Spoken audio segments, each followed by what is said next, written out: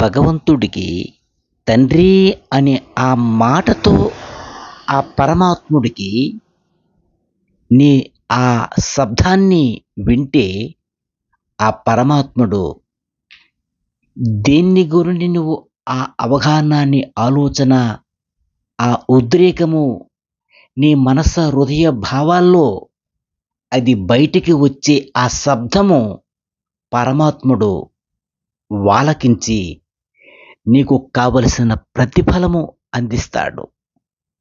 తండ్రి అని ఒక్క మాట ఆ శ్రీకృష్ణ పరమాత్ముడికి ఒక్క మాట నీ నోటంట వచ్చిన క్షణములే నీకు కావలసిన ప్రతిఫలము దొరుకుతుంది.